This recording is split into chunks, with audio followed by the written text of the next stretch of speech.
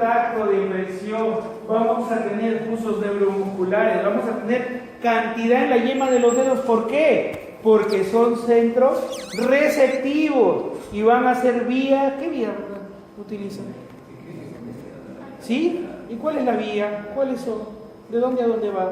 Si yo siento algo, cojo algo acá con la yema de los dedos, porque yo puedo discriminar, acuérdense, con la yema de los dedos, ¿qué puedo hacer? Discriminar. Si esto es, por ejemplo, sólido, líquido, gaseoso, es duro, la textura, ¿no es cierto? ¿Qué más? Inclusive reconocer, con los ojos cerrados, ¿puedo reconocer elementos o no?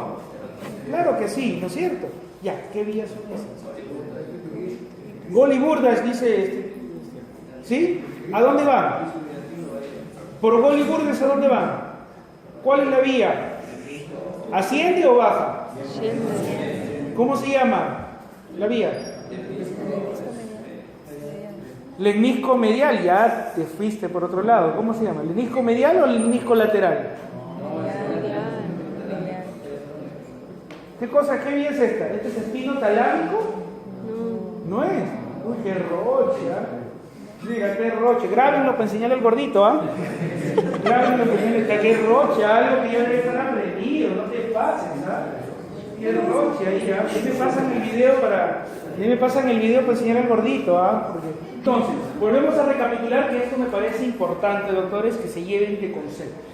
Entonces, para clasificar la exposición al virus de la rabia, porque es así, vamos a ver características de la mordedura, ¿no es cierto? La localización, profundidad y número. Las dos clasificaciones eran leves o graves. En cuanto a leves, tronco, extremidades, excepto yema de los dedos, ¿no? Superficiales y únicas. Y graves se consideran cuando son cara, cabeza, cuello, yema de los dedos, o sean lesiones muy profundas o múltiples lesiones. Correcto, le agarraron 5 pitbulls a alguien, imagínate, ¿no es cierto? ¿No? Entonces tienes que tener mucho cuidado. Otra cosa que te dije, las heridas por mordeduras, ¿se suturan? No se suturan. Inclusive, las que son profundas, hay que hacer un cierre por segunda intención o un cierre en la cual simplemente tratemos de minimizar la exposición, pero sí dejar huequecillos o dejar espacios para que pueda salir el virus. Y además, también se va a llenar de bacterias, de la saliva tanto del perro, del gato, del ratón, que se. Ahora, vamos a tener que tener en cuenta esto, condición del animal mordedor. Vamos a ver, para considerar que son lesiones leves o la exposición fue leve, mejor así, la exposición al virus de la rabia fue leve, tiene que ser perro o gato conocido y aparentemente sano. No es cierto, cuando yo que trabajo en una clínica acá, llegan y me han mordido y un perro, es mi vecina, y el perro, y viene pues la dueña del perro y trae pues un carnet de vacunación que tiene más vacunas que cualquier bebito, ¿no? Imagínate, ¿no? Tiene todo vacuna, ¿no? Lo han vacunado hasta contra los humanos, lo han vacunado. Entonces, pase. Entonces, imagínate, ya, pues, ¿no? Y tiene certificación con todo, hasta viene con el veterinario, ¿no? Sí, yo doy fe que el animalito está vacunado, ¿no? Entonces, es un perro gato conocido, ¿y qué cosa? Aparentemente sano. No te olvides de eso. Esa es una exposición leve. ¿Por qué te mordió? ¿Qué sé yo? ¿Lo fastidiaste? ¿Te burlaste del animalito? ¿Qué sé yo? No sé. Es muy susceptible. Pero vamos a las exposiciones graves para el virus de la rabia. El perro o gato desconocido, ese que te muerde en la calle, ¿no es cierto? ¿No? Animal silvestre, animal sospechoso de rabia o rabioso, o animal muerto. Te mordió y se murió el animalito, ¿no es cierto? Vamos a suponer eso. Entonces, ahí sí, mucho cuidado con esas cosas. Hemos hablado de los murciélagos, ¿no? Ahora bien, les voy adelantando algo. Mordeduras por roedores no son criterio para vacunación contra la rabia. ¿Sí? ¿Por qué? Porque no tienen la suficiente capacidad de sus glándulas salivales de albergar una gran cantidad de virus. ¿Estamos de acuerdo? ¿Sí? Ustedes saben que parte de la fase de este virus es albergarse en la glándula cuando produce enfermedad encefálica, ¿no? Igual en los perros y los gatos, ¿no? Igual, les voy adelantando. Roedores no es un criterio, mordedura por roedores no es un criterio para, te mordió tu cuy, por ejemplo, no es criterio para que te vacunen contra algo. Entonces mira los criterios mientras la exposición grave contra el virus, perro o gato desconocido en la zona urbana, animal silvestre, puede ser como hurón, qué sé yo, ¿no? Animal sospechoso de rabia o rabioso, ¿no? Y animal muerto, ¿no es cierto? O que estén muriendo varios animales y justo a ti te mordió, ¿no? Next, por favor. Entonces, profilaxis para una preexposición. Tú eres veterinario, tal vez te dedicas, no quieres saber nada de los humanos, ¿no? Entonces son muy animales, mejor entonces voy a ver a los animalitos, qué sé yo, ¿no? Destinado a personas con riesgo ocupacional, pues por estar en contacto con animales susceptibles a la rabia.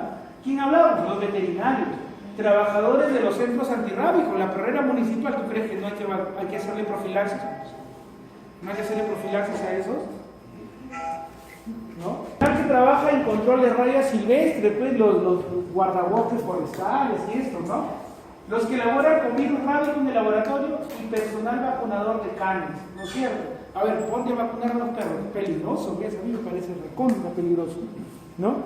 Muy bien, la vía subcutánea y en la región periumbilical. El esquema, por ejemplo, de la vacuna, 2 mililitros, 4 dosis, en los días de aplicación, el primero, 7 a los 20 días, y a los 21 días y el refuerzo a los 90 días. El esquema B, muy parecido, pero es un esquema más sintético porque el refuerzo va a ser a los 30 días, ¿no? Next, ahora vamos a la otra. Profilaxis post-exposición. Entonces, post-exposición acá, imagínate, ¿no? Te mordió, ahora sí viene la profilaxis. Hay dos tipos, con suero y con vacuna. La vacunación es la más común y la que más nosotros manejamos. ¿Quiénes manejan generalmente eso? O vamos a suponer, te muerden a ti y tú vas a una clínica. En ninguna clínica, ni siquiera de Lima, manejan los sueros antirrábicos. Solo los maneja el Ministerio de Salud. Si a ti te muerden, por ejemplo, tú todos tienen seguros particulares, que si vas a la clínica, te hacen la limpieza de la herida y tienes que ir a tu centro de salud de la zona donde vives, ¿no es cierto? Y ahí tienes que presentarte y te van a hacer una ficha, una evaluación de la mordedura, evaluarán si tu exposición fue leve o grave y determinarán, de acuerdo a la exposición, si van a comenzar con tu profilaxis, con tu vacunación, porque es un poco tedioso. Muy bien, el tratamiento antirrábico se da con vacuna. CRL, ¿qué significa? Cerebro de ratón. ¿Sí? Cerebro de ratón lactante. De verdad, así es. La vacuna, así por eso lo he hecho así. Cerebro de ratón lactante. Búsquenlo. La vacuna está hecha en esos animalitos, ¿sí? Cerebro de ratón lactante. Esquema reducido, 7 dosis más 3 refuerzos. Alucina, 7 dosis más 3 refuerzos. Consiste en aplicar una dosis diaria por 7 días y los refuerzos a los 10, 20 y 60 días después de la última dosis de la cepa. ¿Estamos de acuerdo? Miren ustedes cómo es el esquema, es un poco tedioso. 7 días te van a estar vacunando. Ojo, en adultos nunca se pone la vacuna en glúteo, para que ustedes sepan, nunca se pone la vacuna en el glúteo, ¿sí? El esquema clásico, 14 días más 2 refuerzos, consiste en la aplicación de 14 dosis en forma diaria ininterrumpida y dosis de refuerzo a los 10 y 20 días de la última dosis de la cepa. Este esquema solo se utiliza cuando se indique suero antirrábico. Entonces, este esquema generalmente irá a quién? A los que han tenido la exposición grave frente al virus de la rabia. ¿Estamos de acuerdo? ¿Dónde se coloca la vacunita? A nivel periumbilical. ¿Sí? ¿Sí? ¿Has escuchado eso? Subcutáneo a nivel periumbilical, pero tienes que ir todos los días. Si tú has roto el esquema, se considerará como que no se ha sido vacunado. Hay que volver a comenzar el esquema. Es un poco tedioso. Cuídate de las mordeduras. Hasta ahí, ¿preguntas? ¿Preguntas? Preguntas sobre la rabia. ¿Alguien ha sido mordido? ¿Mordiste a tu enamorado o tu enamorada? ¿Entre los humanos se podrá contagiar la rabia? ¿Sí o no? ¿Quién dice? ¿Quién dice sí? ¿Quién dice no? A ver, dice que no por acá. No. A ver, Camilo, ¿qué opinas? No. Chantal, ¿qué opinas? ¿No? ¿Qué opinan?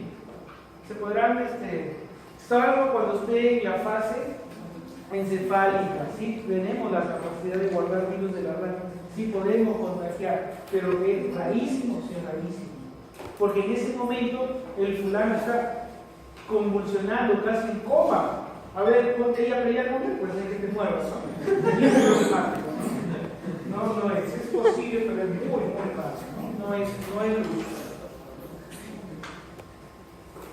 Muy bien, vayamos a la otra parte de esta primera sesión, que es la parte del ortomisoviridad. Les he traído acá porque en este formato, o así, está sintetizado lo que yo quiero que ustedes sepan sobre virus de la influenza. Se ha escrito tanto sobre los últimos tiempos sobre virus de la influenza porque hemos tenido dos pandemias establecidas.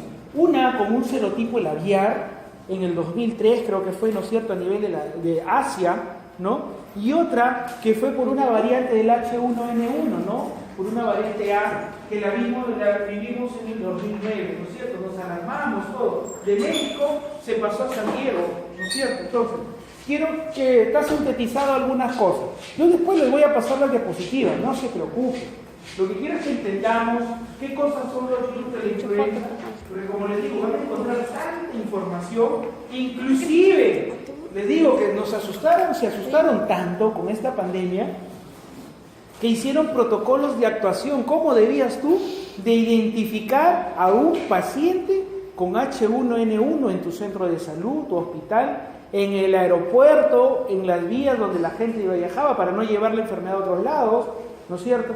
Inclusive, cómo debes de tratar, salieron y comenzaron a salir los protocolos para tratar a un paciente, para tratar ya un cadáver que haya fallecido de H1N1.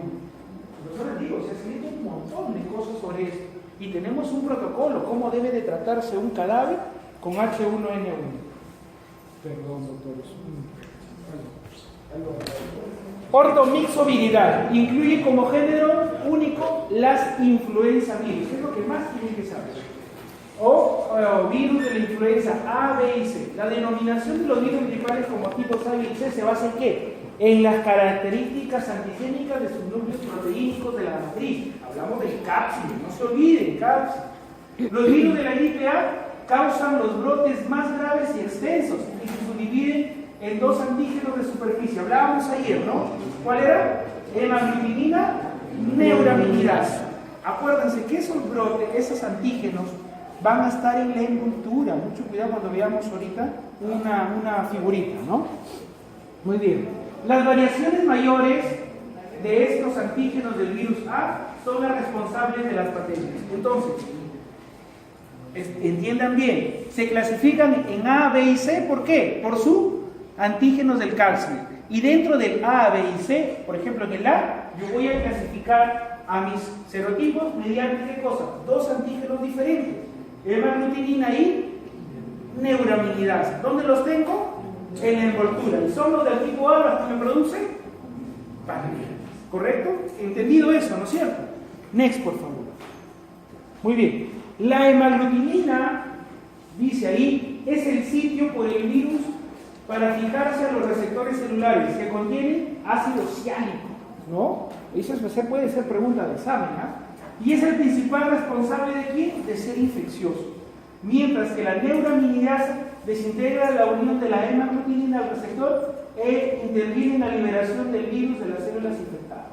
¿Qué quiere decir esto? Como son sus antígenos de envoltura, le van a permitir ¿para qué? Para la adhesión de este virus a la célula infectada. ¿Qué células son infectadas por el virus de la influenza? Pónganse a pensar, ¿qué células son infectadas? Factor respiratorio. De la influenza. Neuronas músculo, glomérulos, nefronas, pulmón, dice el doctor, pulmón. O sea, ¿qué células que vienen? No mira pulmón. ¿Cuál? Neumocitos, dice el doctor. ¿Qué célula? Influenza, ojo. ¿Qué células son infectadas por este virus?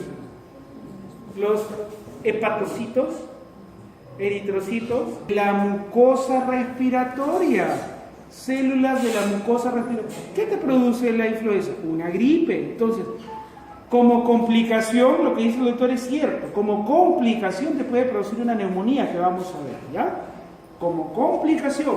¿Pero qué van a hacer? Células de la mucosa respiratoria, inclusive superior. Muy bien. Los hemaglutinina, los anticuerpos, son los principales determinantes de la inmunidad. Desde el año 77 han circulado simultáneamente los virus H1N1 y H3N3. La variante está en donde han variado tanto en la hemaglutinina como en la neuraminidasa. Entonces, un reordenamiento en dónde? En las proteínas, o sea, en sus antígenos de envoltura. Van a ser diferentes serotipos. ¿Estamos de acuerdo? Next, por favor. Entonces, acá lo tenemos. Estructura morfológica del virus de la gripe, ¿no es cierto? Las polimerasas, una proteína M que está asociada fuera, o lo que en algunos llaman la matriz, alrededor del cápside, y acá afuera, mira, hemaglutinina y neuraminidasa. ¿Correcto? ¿Sí? Muy bien, avanzamos, doctor. No te emociones, Ramina, ¿por qué eres así? Muy bien, quiero que entiendan una cosa. El virus de la gripe presenta como principal reservorio. ¿Quiénes son los reservorios? A ti que te encanta el pollo. Mira, aves silvestres y domésticas son sus principales reservorios. Los virus que infectan a las aves son cepas aviares. No suelen infectar al ser humano, eso que quede bien claro. Pero ¿te acuerdas que ha habido una gripe aviar o no? ¿Sí? Que varió, ¿no es cierto? Entonces, ¿cuál es el fin de esto? No de que el pollo se comió al pollo, ni nada de eso, ni que el pollo, pues, el humano estornudó al pollo, el pollo estornudó al humano, no. Sino que la variante está, doctores, la variante está, acuérdense, ¿para qué te sirve la hemaglutinina, la neuraminidasa? ¿Para qué? Para fijar, entrar y replicarse en la célula, ¿correcto? ¿Sí? Entonces, si yo ya hice anticuerpos contra los que habíamos visto H1N1 y H3N2, ¿qué tendrá que hacer la gripe o el virus para poder infectarse? Cambiar sus antígenos, nada más, ¿no es cierto? Rotarlos. Por eso que aparecieron nuevas cepas y esos tienden a ser pandemias. Muy bien, entonces los virus infectan a las aves, no suelen infectar al humano porque presentan afinidad por un receptor que no se encuentra en las células del epitelio respiratorio humano. En ocasiones se producen mutaciones de las cepas aviares o recombinaciones con virus humanos que presentan mayor afinidad por el receptor de las células humanas. Estas nuevas cepas en el ser humano, y para que las carecen de inmunidad, son las responsables de las pandemias de gripe, ¿ok? Que de manera periódica, ojo ahí, eso quiero que decir, afectan al humano. Se ha detectado que esta recombinación se puede producir en algunos animales, y acá viene la explicación de lo que sucedió en el 2009, ¿no es cierto? Como los cerdos, cuyas células del epitelio respiratorio presentan receptores tanto del tipo aviar como del tipo humano. Mucho cuidado, y es ahí lo que sucedió en el 2009. Una mutación de la gripe que comenzó en las aves pasó al cerdo, y como el cerdo sus células tienen estos receptores muy parecidos a los del humano, comenzó a formularse este nuevo virus. Y no nuevo virus, sino sus antígenos nada más, ¿no? Ahora sí. Entonces, ¿cómo es lo que pasó? Hubo un cóctel acá. El virus H1N1, un cóctel inédito de virus aviario, humano y porcino. De la gripe aviar a la porcina, la gripe porcina, el cerdo puede recombinar los tres virus y producir una nueva cepa. Es lo que sucedió en esta vez, ¿no es cierto? ¿Sí? La transmisión del hombre al cerdo por vía aérea comer carne de cerdo cocida no presenta ningún riesgo. O sea que si tú te empujas tu frito, no pasa nada. Pero sí por vía aérea, ¿no? Y de hombre a hombre, por vía respiratoria. Los síntomas: fiebre de 38 grados, tos intensa, estornudos, dificultad respiratoria y pérdida del apetito. Si tú eres una persona inmunocompetente y estás entre los 18 y los 50 años, no pasa nada. Pero los que más se complicaron con eso, ¿quiénes fueron? Los niños, los ancianos y las gestantes. ¿Ok? Y sobre todo los ancianos fueron la más alta tasa de mortalidad por ese virus. Entonces, ¿entendiste cómo es que se producen estas pandemias? ¿No es cierto? De las aves, muy rara vez que se combinen, ¿no? O son muy infrecuentes en el ser humano. Pero cuando pasan al cerdo, como tiene esos receptores muy parecidos al humano, pueden recombinarse y producir una nueva cepa. ¿Con qué frecuencia se produce esto? Pasan años, ¿no? Acuérdate tú, si te gusta leer historia, la gripe española, por ejemplo, barrió toda una gran población. Y dicen que a raíz de que comenzó a vacunarse contra la gripe española, como utilizaban suero de monos, es ahí uno de los orígenes del SIDA. Si te gusta leer sobre los orígenes del SIDA, lo relacionan con la gran vacunación masiva contra la gripe española. Next, por favor, Daniel. Ahora, seguimos. La cosa acá está bien precisa sobre influenza. Recientemente se ha descrito en Asia la infección en humanos por una cepa aviar. ¿Te acuerdas? ¿No es cierto? Gripe aviar, ¿no? Las personas asiáticas pasaban en las noticias con su mascarilla, ¿no? Capaz de producir infección agresiva diseminada, que es la que nosotros le tenemos cuando nos da influenza, y cuyos determinantes antigénicos, ¿cuáles son? H5N1. Mira cuánto hay un montón, estos determinantes. La clínica de la infección por el virus de la gripe común se caracteriza por un comienzo brusco, con fiebre, irritación faríngea, tos, escalofríos, mialgia generalizada, cefalea y astenia intensa, el cual suele prolongarse por lo menos una semana, como cualquier gripe. El diagnóstico fundamentalmente es clínico y el tratamiento sintomático. ¿Qué le das? Paracetamol o salicilatos, el ácido acetilsalicílico, que es la aspirina, por ejemplo, ¿no? Para la fiebre. La prueba más sensible para el diagnóstico de la infección de la gripe y otros virus responsables es la PCR. ¿Te acuerdas que para eso utilizábamos sondas nasofaríngeas marcadas genéticamente para hacer el diagnóstico de influenza? Next, por favor. Pandemia 2009. Cosas muy puntuales para que tú entiendas. En el año 2009 la OMS declaró una pandemia por una nueva variante del virus de la gripe, cuya denominación técnica es A California 7, ¿no? 2009. H1N1, una variante, es una variante. Se trata de una nueva variante del virus de la gripe de tipo A que se ha producido por la recombinación de secuencias genéticas de virus de la gripe de origen aviario, porcino y humano. Entonces, ¿dónde pasó? De los aves pasaron al cerdo, el cerdo se recombinó y pasó recién a los humanos. ¿Comenzó dónde esta pandemia? En México, acuérdate, ¿no? De ahí pasó a California, San Diego y se extendió a casi todo el mundo, ¿no? Las cepas de virus de la gripe que hasta ahora producían la gripe estacional eran del tipo A variantes, H3N2, H1N1 y del tipo B. De modo que la denominación de la nueva variante en el año 2009 como gripe A o incluso gripe H1N1 es incorrecta, pues uno de los tipos de la gripe estacional hasta ahora circulantes también era el tipo A H1N1. Con posterioridad a la pandemia ha continuado la circulación del virus de la gripe A H1N1 variante del 2009.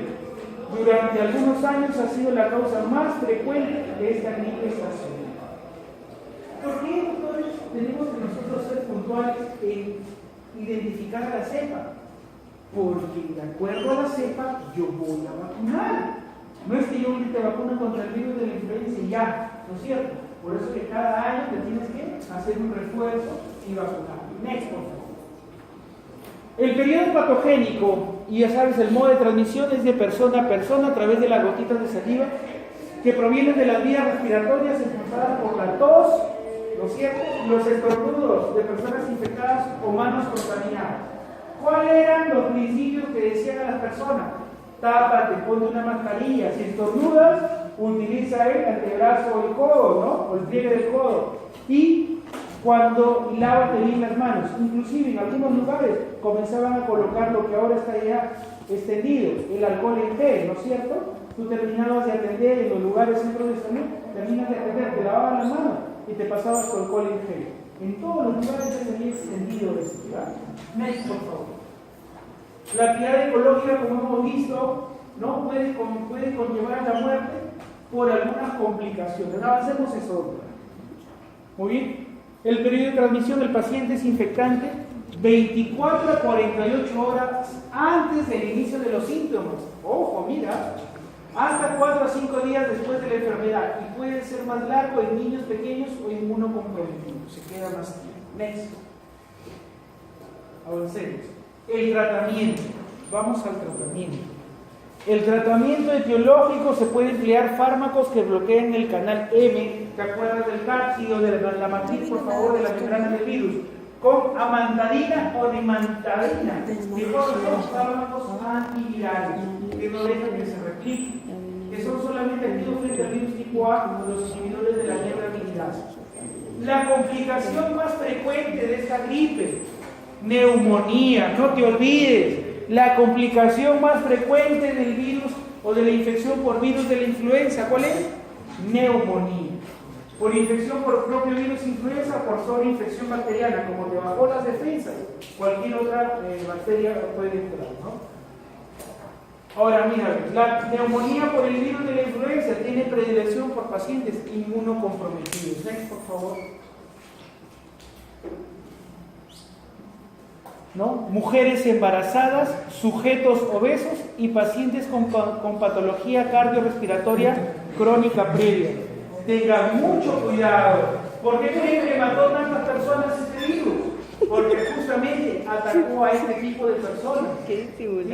Niños pequeños o inmunodeprimidos. Radiológicamente se observa un infiltrado intersticial bilateral. Esto puede ser motivo de ¿qué? De un distractor en tu pregunta, ¿no? La evolución es progresiva y con elevada mortalidad. La sobreinfección bacteriana afecta a ancianos y pacientes con infección pulmonar previa, ¿no? Los agentes causales típicos son haemófilos y estafilococos. Otra complicación es el síndrome de Rey, que se trata de una encefalopatía hepática que afecta a niños con infección por influenza tipo B. Tratamiento sintomático, le damos aspirina. Next.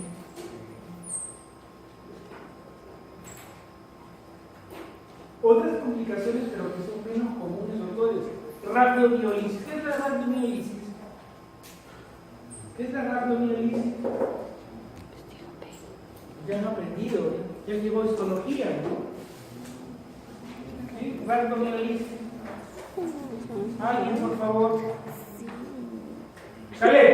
Radiomiolisis. ¿Qué? Destrucción de la fibra muscular, doctor, ¿ya? Miopericarditis y trastornos neurológicos. La profilaxis se realiza mediante la vacuna, ¿no? En sujetos especialmente susceptibles, pacientes crónicos, todo tu grupo sanitario, todo tu grupo de riesgo, ¿no? Y también los grupos sanitarios, ya vamos a ver, donde están expuestos por grandes masas de gente. Next, por favor. Vanina, tranquila, ¿qué tienes? La vacuna de la influenza disminuye del 75 al 90% de que una persona desarrolle neumonía y disminuye en un 50-60% de las muertes. Ojo, a pesar de la vacuna te puede dar gripe, porque puede no ser la cepa, ¿no? La vacuna se desarrolla en más de 60 años y se fabrica en laboratorios adelante. En más de... siguiendo las más estrictas prácticas de higiene. Next. Ya. Pasamos a la siguiente, rápidamente. Hepatitis.